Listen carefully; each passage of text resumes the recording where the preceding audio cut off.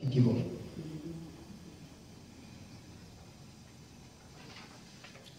শিক্ষণ সঁজুলিখন মই বিশেষভাৱে সক্ষম ছাত্ৰ ছাত্ৰীসকলে যাতে স্পৰ্শ কৰি মানে অনুমান কৰিব পাৰে বা শিকিব পাৰে তাৰ প্ৰতি লক্ষ্য ৰাখি নিৰ্মাণ কৰা হৈছে প্ৰস্তুত কৰা হৈছে ইয়াত আমি এতিয়া অটো দেখিছোঁ অৰ চিন নাই বুলি আমি জানো অৰ কোনো স্বৰ চিহ্ন নাই आर स्वर चिन्हडाल এনেকুৱা আমি প্ৰথমে তেওঁলোকক মৌখিকভাৱে চিহ্নখিনি স্বৰ চিহ্নখিনি আমি মৌখিকভাৱে তেওঁলোকক দেখুৱাই যাম বা তেওঁলোকে মৌখিকভাৱে তেওঁলোকক শিকিবলৈ চেষ্টা কৰাম শিকাবলৈ আৰ আকাৰডাল এনেকুৱা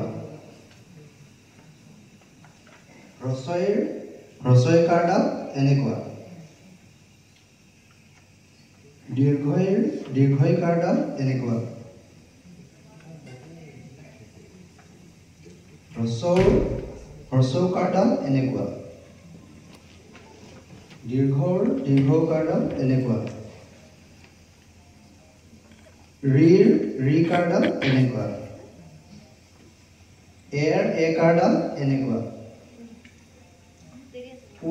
ঐকাৰডাল এনেকুৱা উকাৰডাল আমি এনেকৈ লিখোঁ আৰু ওকাৰডাল এনেকৈ লিখোঁ ইয়াৰ পিছতে আমি লাহেকৈ আকৌ তেওঁলোকক স্বৰ চিহ্নসমূহ চিনাক্তকৰণ কৰিব পৰাকৈ ক'ত কেনেকৈ ব্যৱহাৰ কৰা হয় তাৰ বিষয়ে জ্ঞান দিম যে বৰ্ণৰ আগত আকাৰডাল বৰ্ণৰ পিছত ব্যঞ্জন বৰ্ণৰ পিছত আকাৰডাল ব্যৱহাৰ কৰা হয় যে সদায় পিছপিনে ব্যৱহাৰ কৰা হয় ঠিক তেনেকৈ হ্ৰস্বকাৰডাল আমি বৰ্ণৰ যিহেতু পিছত বুলি কওঁ একৰ পিছত দুই